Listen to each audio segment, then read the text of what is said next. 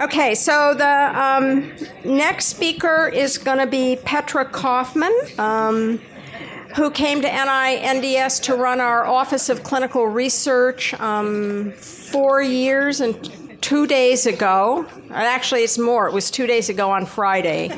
I assume she's counting because she's having such a good time. And she has just done a spectacular job with enhancing our clinical research program and also has focused a lot on patient recruitment, because you can't have a clinical research program if you don't have patients who want to participate. Prior to joining NINDS, she was the Associate Professor of Neurology at Columbia University, where she conducted clinical research and trials on spinal muscular atrophy, amyotrophic lateral sclerosis, and mitochondrial diseases.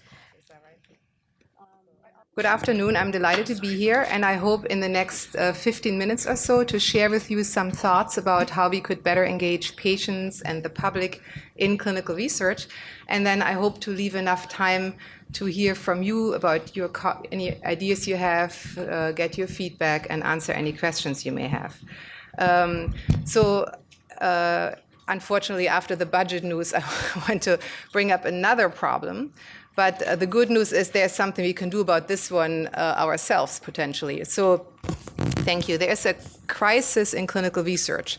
And the crisis is that researchers have a really hard time finding participants for their studies. And as a result, it can take years to complete enrollment of participants into trials. And when we look at our own portfolio, unfortunately, it really often is several years. And when you look at the life of a trial, there is the startup time, and we are working hard to try to cut that down. And Dr. Landers mentioned we have, central RIBs and other sort of efficiencies that we are fostering, and we can get that initial piece, the startup time, below a year now. The follow-up, of course, is the important part, where we observe people getting a new treatment that we want to evaluate, and that we can't really shorten. That's what's needed. But the key piece is what's in the middle there, the enrollment of participants. And right now, for most of our trials, this is what takes the longest. But this is something that I think we can work on, and we can improve upon. Because, the time is really essential, and especially, you representing patients, feel that need most urgently. And what happens as a result of this crisis that we have is that many of our trials are done abroad. That is clearly the case in general when one looks at industry trials. Now the majority of trials are done outside of the United States, but even in our own portfolio, if we let things happen for our large multi-center trials, they would enroll most of their participants outside of the United States. We don't necessarily want that for many reasons. One of them, of course, being that we want our patients here in the US to have opportunities to participate in trials, because trials don't only give us new treatments, they also give people hope. And people who participate in trials tell us it's a good experience, and they do actually better. But we also sometimes have questions about the applicability of the results when all of the patients are very different from our population in terms of, their genetic makeup, in terms of their environment, their diet. Well, maybe the results are not so applicable. So we are concerned about that. And the trend is continuing. So as a result of all of this, we can't really sufficiently expedite our work to try to get better treatments sooner. And then that's really the crisis we're trying to address. And of course, there are many, reasons for why it takes so long. But we believe that one of the key factors is the lack of participation. So in the traditional model, and this model is working, superbly in fostering research, basic research, translational research, the NIH relies on academic investigators. However, for clinical research, we may have to rethink that or reanalyze if that's the best model. So typically, the academic investigator has an idea for a trial, develops a protocol, then gets reviewed by academic peers and receives funding. And then we also have academic peers to monitor our trials while they're ongoing for safety. So the assumptions here are that the academic investigators know what questions really matter to patients. And they also, this model assumes that they know how to develop a protocol that actually works for patients, that's not too burdensome. that the investigators understand what the risk-benefit ratio looks like from a patient perspective, and that they also know how to communicate their projects to patients and the public and how to recruit patients. The reality, however, is that there's actually very few initiatives that truly include patients in the planning and the oversight.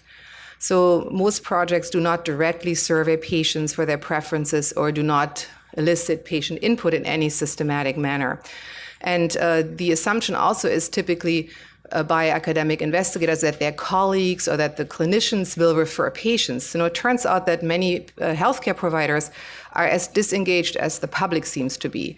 So, only 10% of people in the United States have ever even considered participating in a trial. And oftentimes it's because they're just overwhelmed. Their time is, has many demands on it. And so many healthcare providers don't tell their patients. In surveys, one of the most common reasons why people don't participate in research is that they didn't know about it. And when they asked their neurologist, the neurologist changed the topic. That was one of the survey answers. It's really a lack of awareness and also lack of encouragement by healthcare providers. And so we have to look at this. So in the current model, our main connection is with academic investigators, and the other key stakeholders, industry and patients, your organizations, are in the mix, but we often don't interact with them as much, I think, as we might have to or should, because we're all in one boat here. And if we don't coordinate, if we don't all go at the same pace, in the same direction, we won't get there as fast as we could and as we would like. And the question is, who's the coxswain? Right now it's clearly always an academic investigator who tells us where to go and at what pace, but maybe we need to take turns being coxswains in this boat here. And so where do we need more active partnerships? The first important thing is the concept. So is this question really the most important to patients with that disease? Is it the most relevant? A question could be really an important scientific issue that be really good to know about, but maybe is not as relevant as others. And to whom does it matter? Does it matter to investigators and physicians, or does it also matter to patients and their families? And will the result actually make a difference? The next step is then the protocol development. Protocols over the last 10 years have about tripled in length, and the amount of data that is being collected in a clinical trial seems to be exponentially increasing. Sadly, though, about 30% of data collected are never analyzed. So there is a tendency once somebody starts a project to always take the opportunity and collect just that extra piece of information, but it all adds burden to people, adds time and money. And so we have to be just very careful, and I think get all people who are then involved in making the trial a success around a table to help us find just the right balance between all the important things we'd like to know in a perfect world and the things we can actually find out within a reasonable time frame. So is the protocol acceptable in terms of its burden to participants? Are all the measures really relevant to patients, or are they just things that are nice to know in a publication?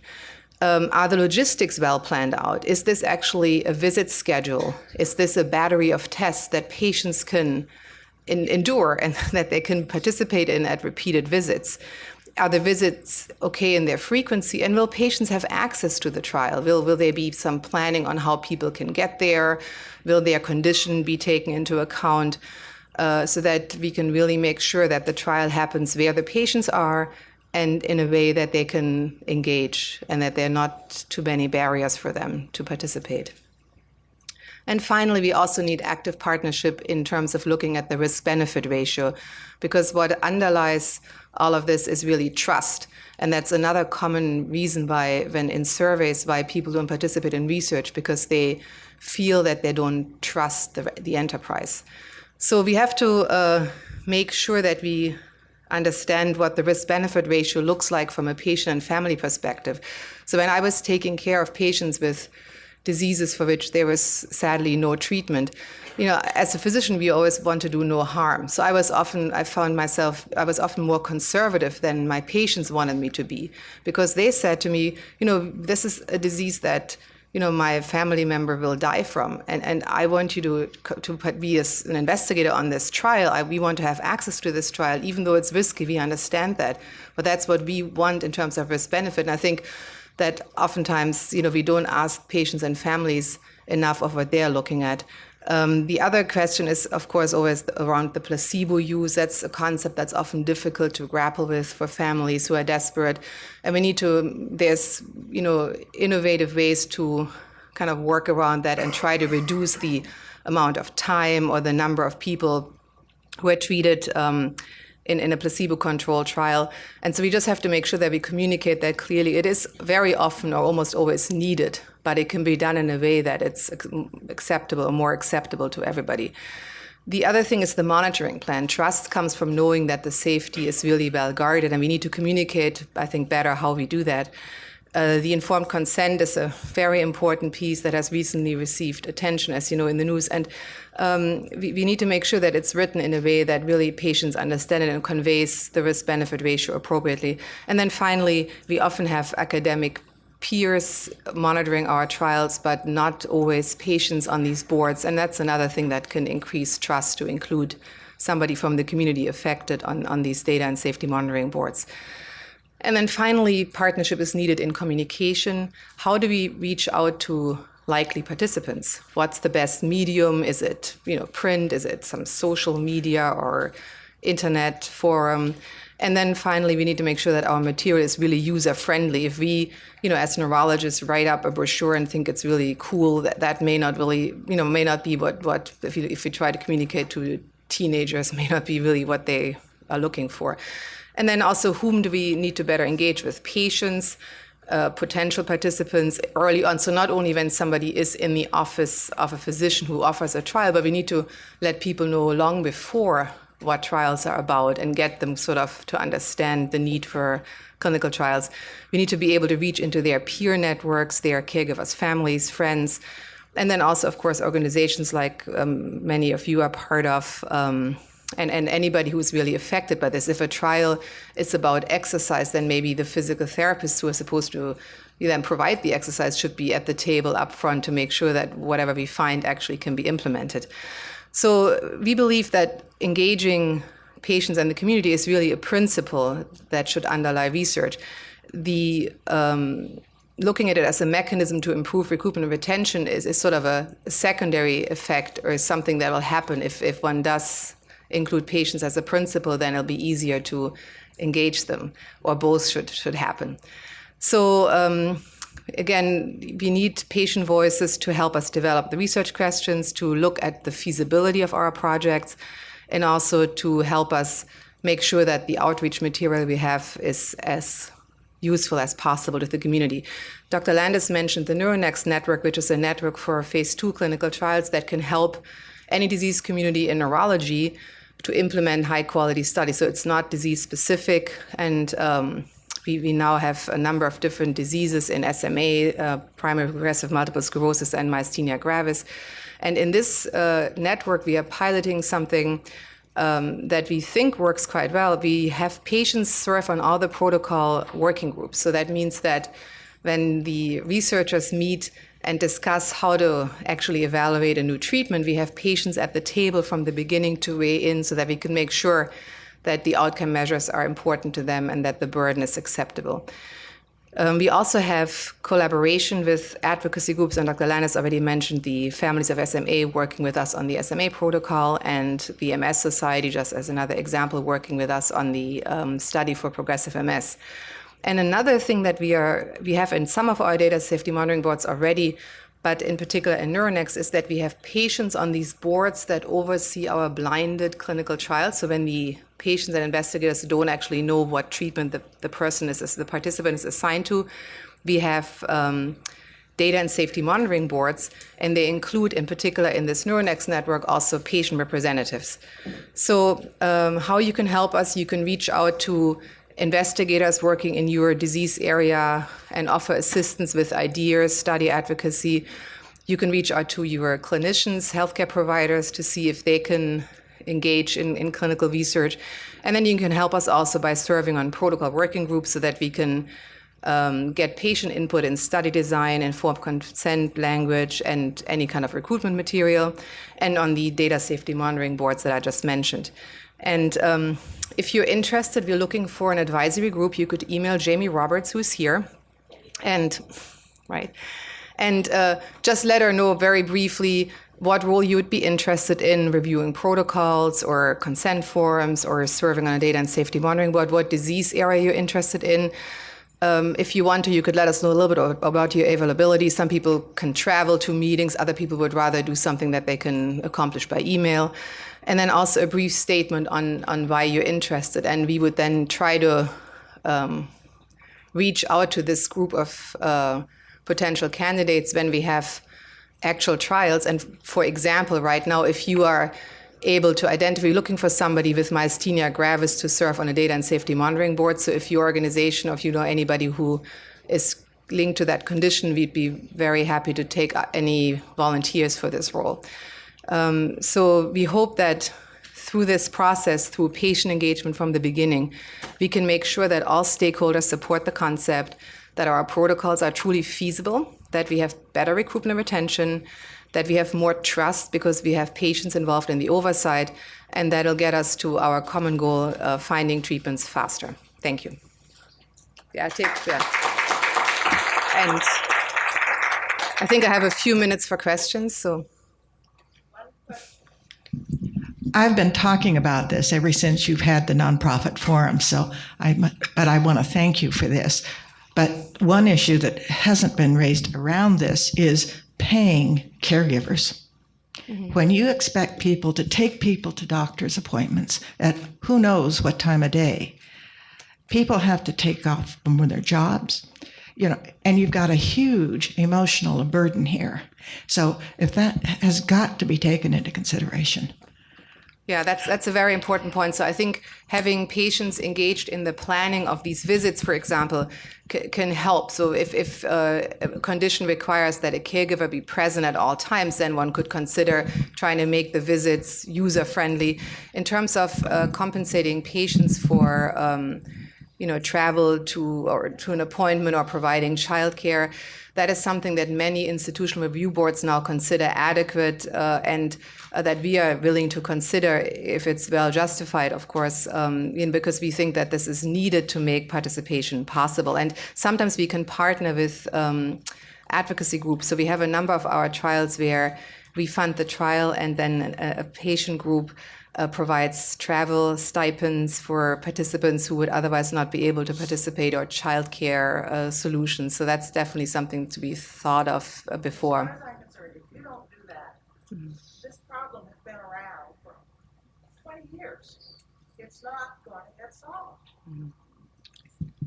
Petra, I know there's a group that reviews clinical trials before they are approved to come in and for greater than $500,000.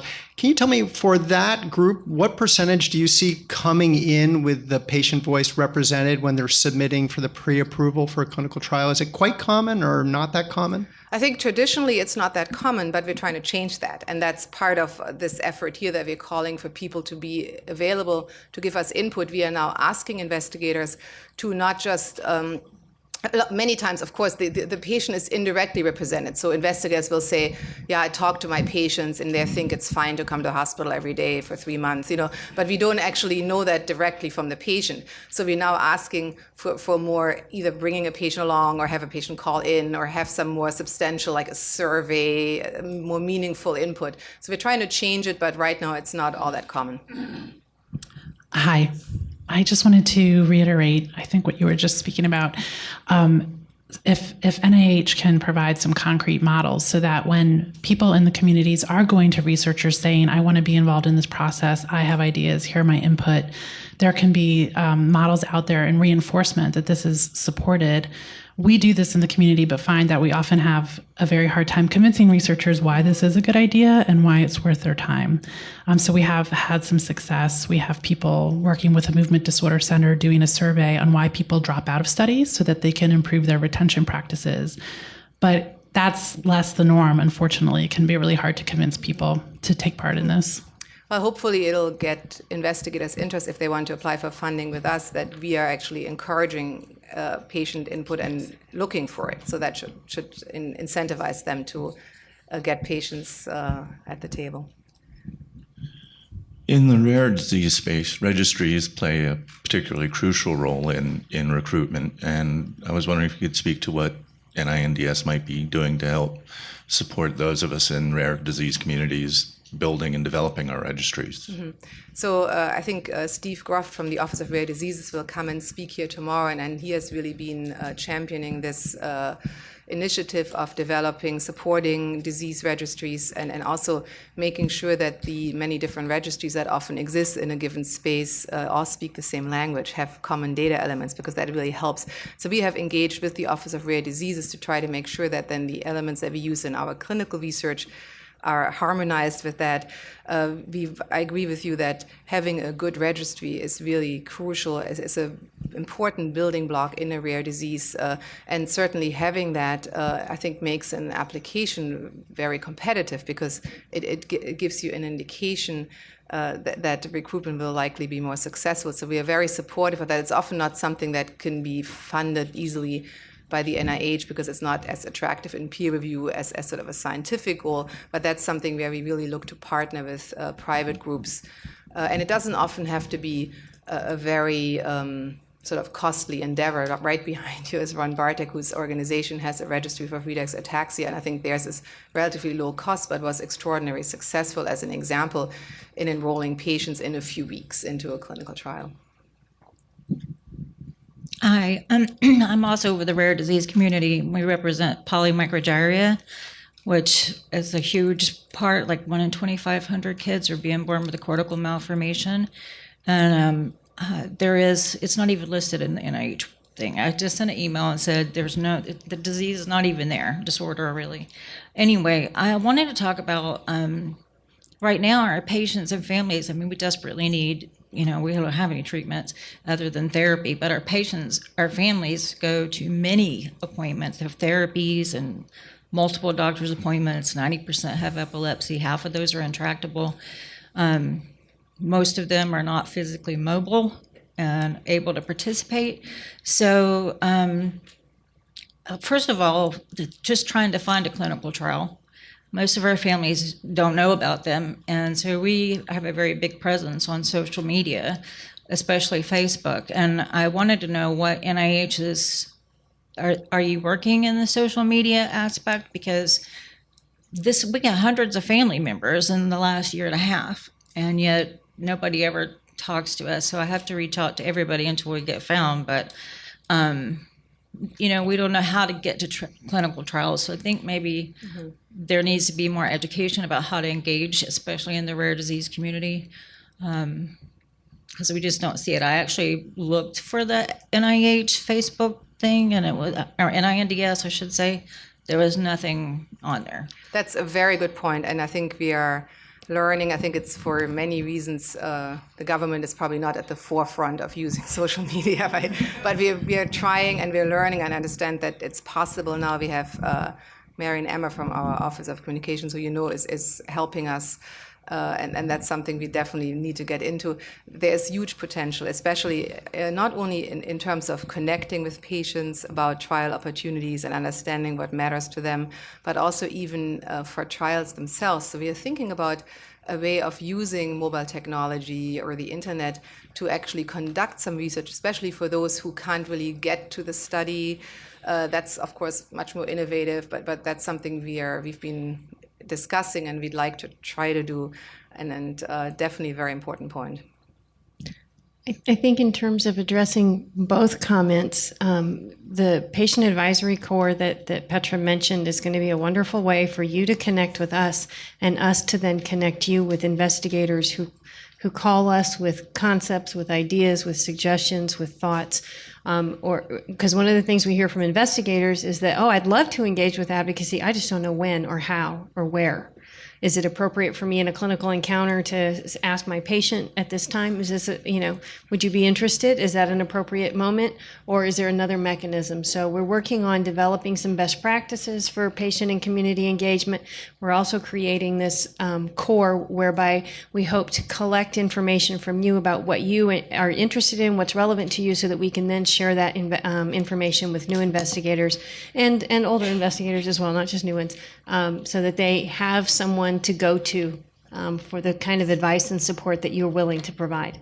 So I would say that one of the pieces of this forum, which is new, is that at the end tomorrow there will be a meeting of just the voluntary groups, and Paul Gross is along with the other committee members is going to be working on this, and you can provide feedback there, and topics that were of interest that you feel weren't addressed at this meeting can be funneled through that piece tomorrow to help us figure out how we can